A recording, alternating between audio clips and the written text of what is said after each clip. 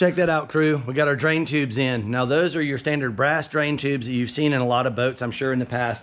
This one has 3 in this well. The lowest one is for the main drain, just to drain the compartment. This one is your mid-level, and this is your upper level. And if we want, say, the water level to be up to here, we would just plug this hole and the water will overflow over that one. We are gonna put some kind of a little strainer on there. We've got our water inlet, that's a sure flow already in place, and we got our stern eyes in place. Now, one thing that a lot of people may be curious about is like these little brass tubes. How do you make those? How does that work? Well, you're typically gonna buy them, and they're gonna look like this. They're already flared on one end and straight on the other. And what you would do is you would insert that through the transom, and typically you're gonna mark it somewhere between 3/16 and 1/4 of an inch long. And then this is the flaring tool. It's got kind of a machined bell shaped on a 1/2 inch rod, and it goes into the flared end, and then you got another machined bell shaped piece that would go on the non-flared end, and basically you're just going to put a nut on there and tighten that down till it expands that. You guys let me know if you're curious to see us do an actual install. We've still got a couple smaller ones. These are 1 inch, these are 1.25 inches. These flow a lot more water, and they need to for this application. You can see all of our stern tube is going into place, and very exciting because we are fixing to install the rear deck pieces. And you can see I like to stage all the stainless steel screws and have them ready to go. All right, y'all, we are catalyzing the next batch. We are putting a panel down. That's some of the 3M high strength. Mark, you want to show them that container, what we're using? You can zoom in there. Y'all, I got my buddy Chris behind the camera today. Welcome to the crew there, Chris. Hey, everybody. There he is. He's back there. All right, so we're mixing some of this 3M vinyl ester. You guys have seen me mix before. You want a good, thorough mix. Really like this stuff. Crazy, crazy strong, but also very expensive. It's about 300 bucks a gallon these days, which is just ridiculous. But we don't use it everywhere. We kind of use it sparingly. Want to be sure we got a good, thorough mix. Turn it, roll it, cut it.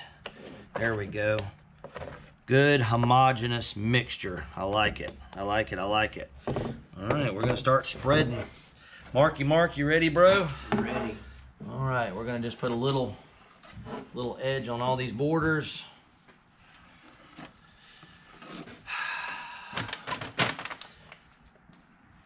Always a little serious when we start doing this because we got about 10 minutes to get this on, and we don't need any hiccups.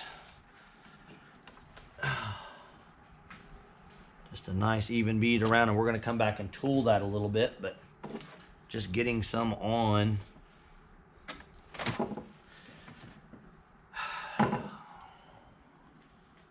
There we go. Looking good. Like making a cake. Icing a cake, huh, Mark? Mm-hmm. Something like that. Butter these edges up a little bit. This stuff just works really, really nice. The only thing is you do not want to use it as a fairing filler. It gets so incredibly hard, and it is really, really hard to sand. All right, we're going to butter up this edge right here. Want enough to get some squeeze out, but we don't want to make a big mess of things.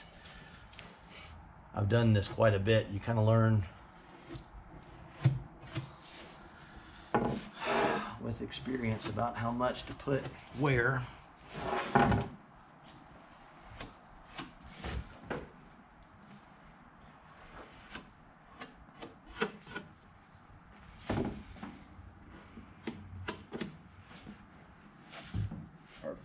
About that, fellas.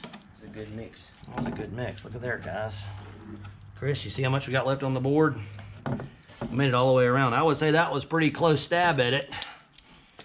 Not too shabby for a rookie. There you go. We've got a little notch trial. That determines how much material you're going to put on. We're going to use this mid-size one. We'll run a little pass over that. That'll kind of get you a nice uniform. Got a little extra left over, but that's acceptable. All right, do the same thing over here. Here you go, Mr. Chris. We're gonna make a pass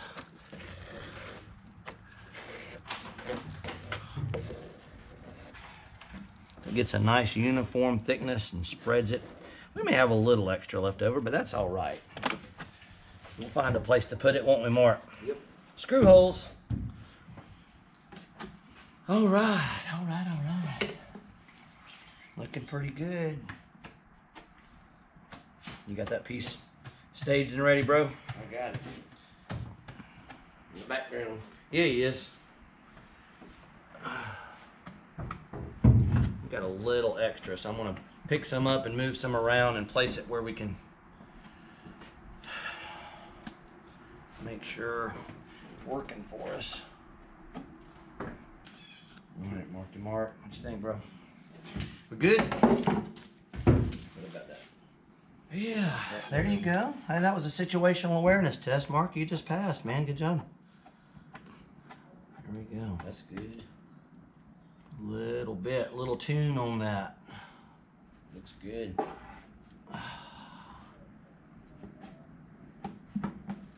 All right. Right. There we go. Which way? Something like that.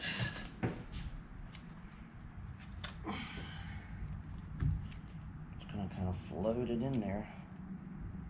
That should be about right. Pretty good. What you think? I like it. All right, y'all. It's kind of floating in there right now. We've got some pilot holes, some screws that we've run in and we know to be in the right place. I'm gonna go ahead and just ease a couple of those in without a lot of force. That'll help this panel find its true home where it needs to be. I like to kind of get everything kind of pegged in there just so that it doesn't drift off. Sometimes it'll drift off from you. Alright, we'll go ahead and sink that one. I'm gonna start sinking them, man.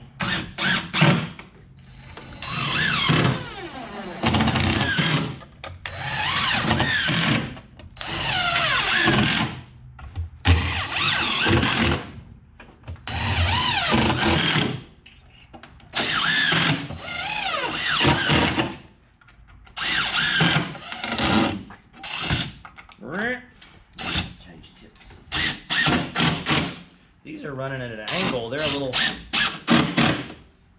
trickier.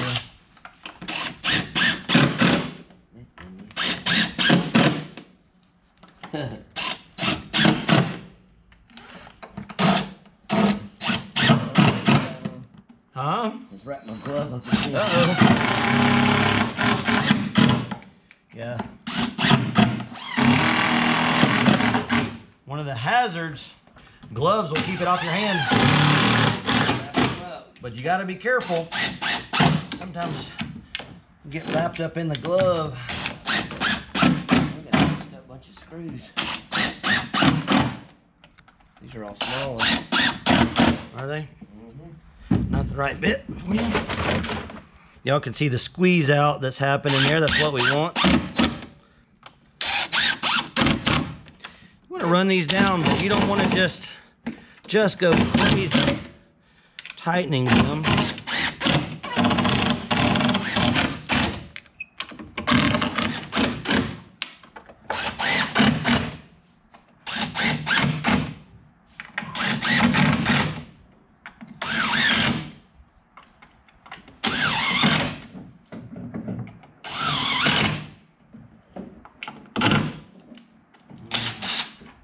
Now there's a couple that were our early pilot holes that I'm actually not going to be using.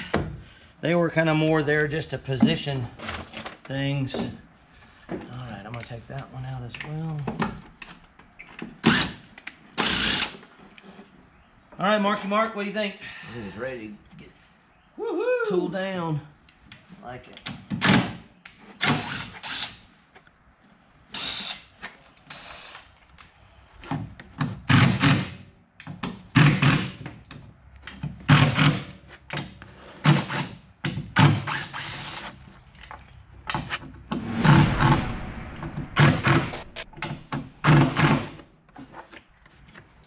Very nice.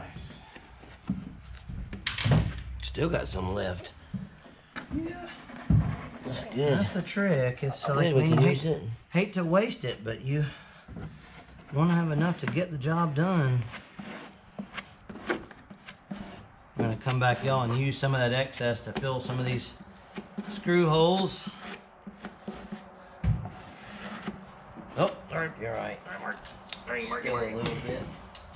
All right, while Mark's doing that, I'm gonna go on the underside. And Chris, you're not gonna be able to film that. That would be really, really tricky for everybody. But you always wanna be sure when you have a hidden compartment, if you can go in there. One reason we wear the mask gloves, so we can kind of, well, I call it tooling it. So if there's squeeze out, we can do a little cleanup on the back side. And we do have a little bit of material easing out of there, but you wanna be sure to catch like that. Yeah. I'm gonna catch it bit by bit, make it look nice. Man, they say the devil's in the details. Do a nice job, detail work. Kind of doing that blind a little bit, but with a little practice, you guys will be able to do that too. Can't wait to go fishing, y'all. It's gonna be a happy day. Oh my goodness. Oh, happy day. Oh, yeah. I will tell you guys, if y'all want to be boat builders, you got to be pretty flexible. I'll put you in some odd positions, won't it, Mark? All right, man. All right, you want to trade spots there. Want to be sure we don't have any squeeze out on the underside here. Just making sure we don't have any blobs of material inside of our fish box. Just kind of feeling around. Feels pretty good. Feels pretty good, pretty good. I like it. All right, that's money. Money, money. It sure does help to have some good help. You guys can round up somebody that knows what they're doing. Very fortunate to have my brother Mark here on the job, man. He's got years and years and years of experience, and it's nice to have him around. It sure is. He wants to go fishing too. I do. He said there's some big red snapper with my name. We know where a great big one is. Woo, we saw a big one last year, y'all. We got to go back and catch him. It was a whopper. He was a big one. I'm sure everybody's wondering how big was he, Mark? We all estimated the water was pretty clear. We've kind of judged how far away, and we all got away from each other and figured out how long he was, and we all figured, I'm not exaggerating, he's probably 42 to 48 inches long. And we saw him really good. He was just looking at us. He was just kind of looking like, what do y'all want? You know? And as a reference, we had caught a couple snapper that day that were like 32 to 34 we already inches. caught some big ones. So we caught some nice ones, and this one just dwarfed them. We still... And we've seen some mounted ones that were, you know, we knew how big they were. Yeah. And it was bigger, way bigger than everyone we've seen, so it was a Goliath. Like state snapper. record Yeah, potential. it was huge. That would be pretty cool to catch a fish like that. We would be legend. We'd be legend. Oh, man. We know right where he was. We don't know if he's still going to be there, but we know where he was. That's it. All right. Y'all, that's looking pretty good. Pretty good, pretty good. I see a few screw holes. Mark, you might want to step out Yeah, on I'm fixing to. outside. We're trying to utilize as much of this. $300 a gallon putty. It's good stuff. It ain't cheap. It ain't cheap. I think I'm going to do a little tooling under here. Mark, I'll let you take the lead. Chris, you can video Mark up close there on those screw holes, what he's doing. I need some more putty. Here you go, brother. I need some of that there green stuff. And it's starting to firm up, y'all. That's one thing I like about this is It don't take it long. as it hardens, it doesn't go off just like a rocket ship. It kind of gives you a little warning that it's about to go. This is going to get fiberglassed over, so it don't have to be gorgeous. Just fill in the holes before we glass over it. Pretty much. Try not to waste it. mostly.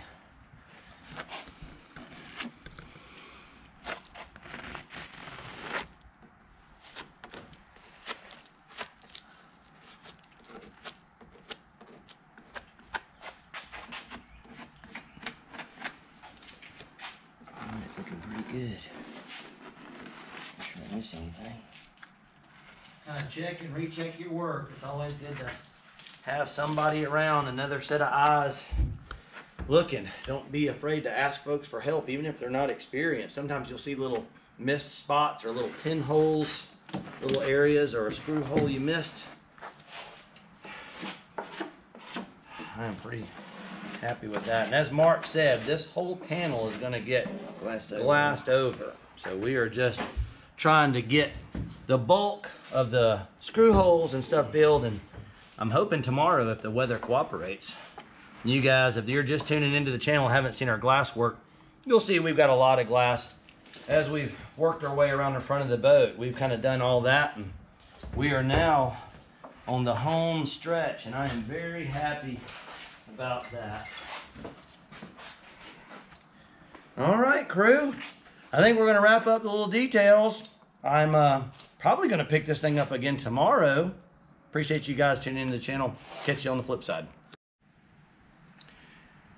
You guys see that right there? That piece of Coosa. That piece of Coosa is the last piece of Coosa that we're cutting for this boat. We got that cut yesterday afternoon. That's kind of finishing up the combings there on the port side. Super proud of that. We're going to try to get that resin coated and bonded on, faired in and shaped today, and we'll kind of continue. You can see here where our previous combing rail there has been glassed in, and you can see where we've picked up there with that nice little staggered joint. And then we did that transition where you see we kind of keyed it in once again, and we've screwed down through the top. Did a dry fit on everything. Now we stopped the combing here around the back because I want to be able to step up and down here, and I don't really want that as a tripping hazard. But I wanted this corner in here because when we're fishing, it's a good place to put your knee and give you a little more vertical height there. But that's a huge deal. I mean, we've been cutting Coosa for months, so the last piece is pretty exciting. I don't know what to think about that, but we're gonna resin coat it, glass it, screw it. More prep work today, and as y'all can see, yesterday we got the rear deck all bonded down, and we've even got our hatches in place, so you can kind of get an idea. These are big enough for us to step up on, and you got a really nice elevated casting platform back here. Although we mostly fish in the cockpit, it'd be nice to be able to stand up on the aft deck here. Kind of an overview. Y'all excuse all the tools. It takes a lot of stuff to build a boat. So we're moving forward today. Perfect boat building weather, about 65 degrees, nice and sunny. Got a lot of good stuff heading your way.